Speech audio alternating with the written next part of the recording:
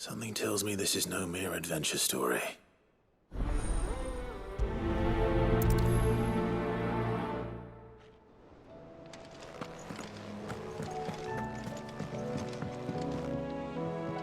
Vivian, I read your note, and I'd be happy to help you find the book you're looking for. Thank you, Clive. But tracking it down will not be easy. Are you sure? Please. You have always granted me your wisdom and insight whenever I asked. It's only right that I return the favor. Or at least attempt to. You are too kind. Alas, what I ask of you is rather more trying than delivering the odd lecture. I spoke with Hippocrates to see if he had any inkling as to where another copy might be found, but perhaps it is best that you hear the details from him. If you say so. Forgive me, Clive, for asking this of you. But this book, it set me on the path to becoming who I am today. Its importance cannot be overstated.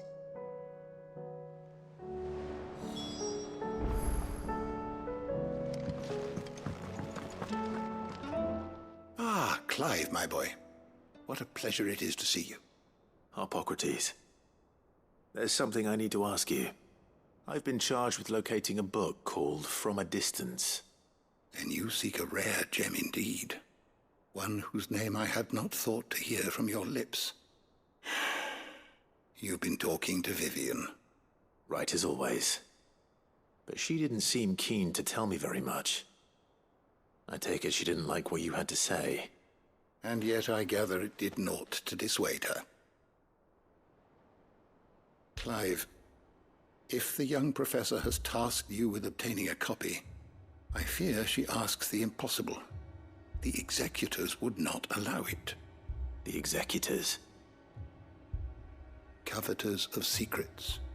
A clandestine organization committed to the collection and intenebration of forbidden texts and technologies. One such text being the tome Vivian seeks, chronicling as it does the true history of the enslavement of bearers. A tale which could overturn the established order were it ever to become widely known. Or, so rumor has it.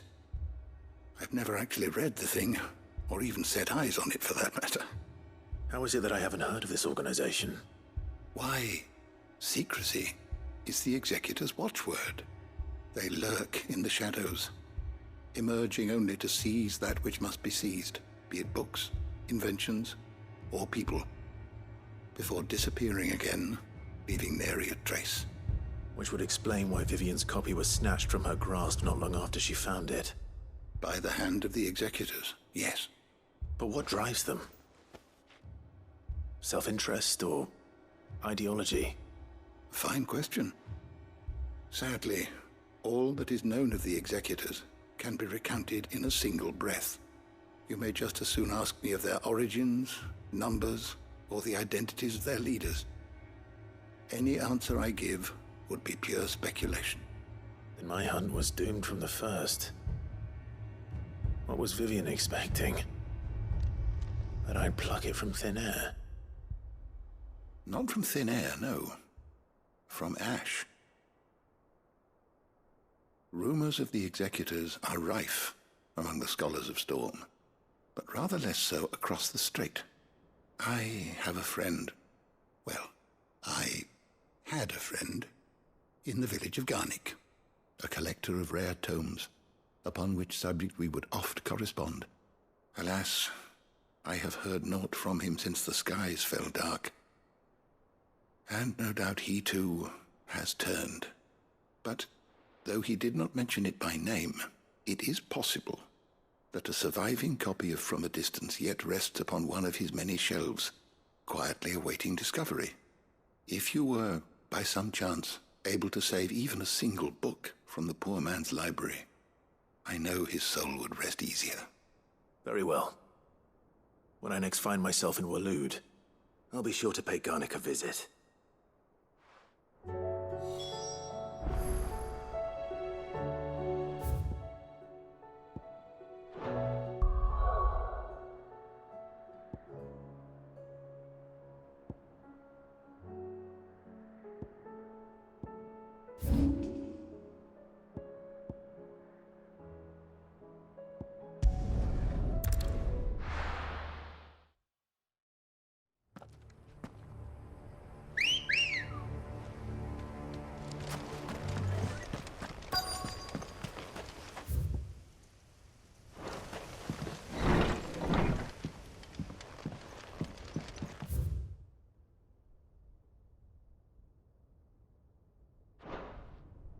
This is a Royal Army logbook.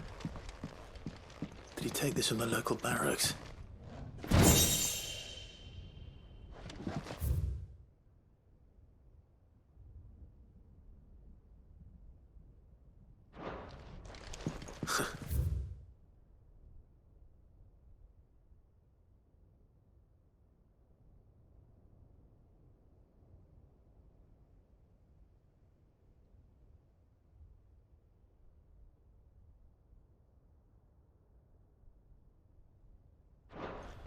His interests were certainly varied.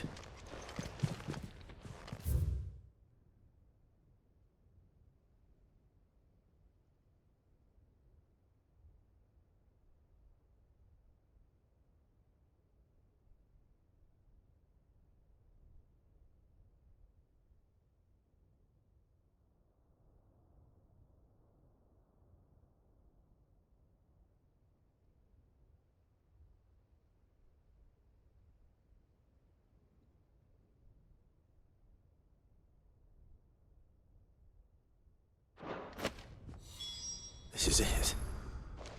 But if what it says is true, I need to get this back to the hideaway.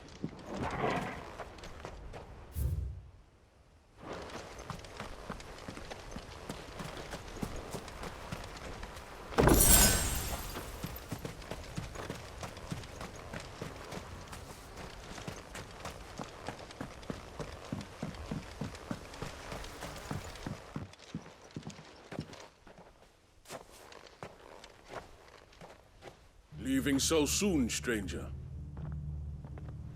We've been watching you. From a distance, so to speak. Subtle. I know who you are. Then we need not waste time on introductions. Hand me the book. Leave it in our care and return to your life. Your care? Do you mean to burn it or bury it? That is not my decision to make. But by one means or another, its contents shall be removed from the common record. Then I'll have to politely refuse. I won't let you erase our history. Then we find ourselves at an impasse. Very well. The book can just as easily be pried from your dead hand.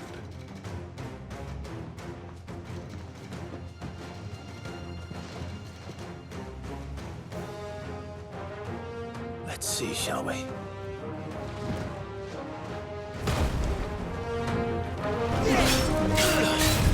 Too slow.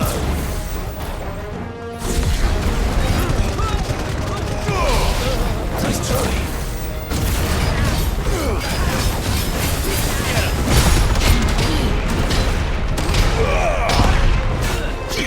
Too slow.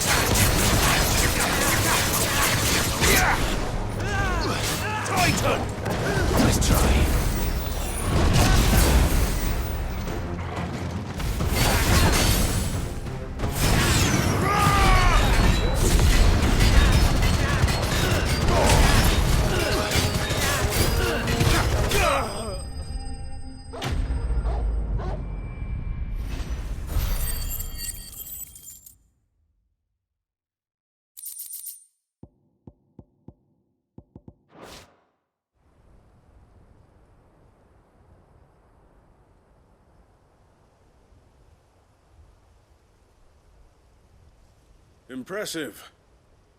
But we have other means. We shall claim the book yet. Why do you want it so badly anyway?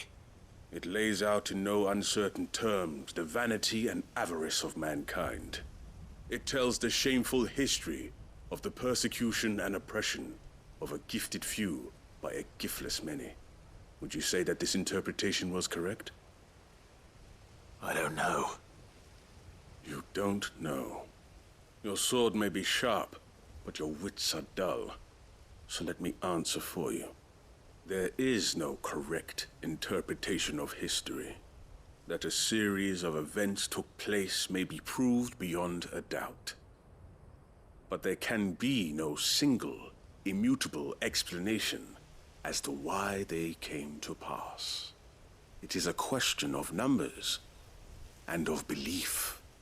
If enough people believe that a set of events occurred for a reason, that belief becomes the truth. So you're trying to control the truth? We are trying to protect people from themselves, from knowledge that would bring them naught but pain. That is all. You may keep the book, for now. The world is small. We shall meet again. Until then. Wait! Damn it. Let's get this back to Vivian. Perhaps she can explain what that was all about.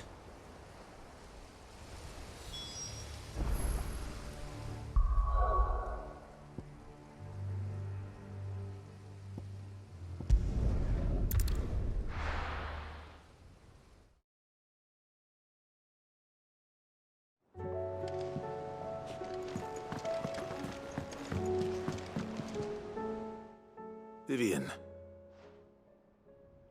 I found it. The book you lost.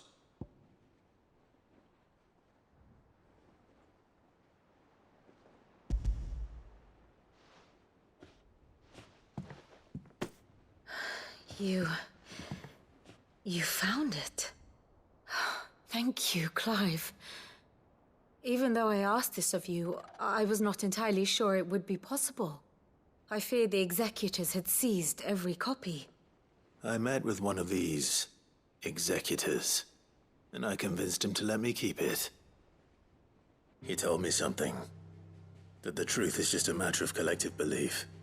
And that if enough people believe a lie, that lie becomes the truth. It does. But it also means that the truth is not immutable. That it can be changed. Provided that those who wish to change it can convince enough people that their perspective is the correct one. As the sad history of the bearers proves. You said that the book inspired you to become a scholar. It did. Or its author, rather. She was a heretic, you see. A firebrand and a dissenter. A gallows stood ready for her in every corner of the realm.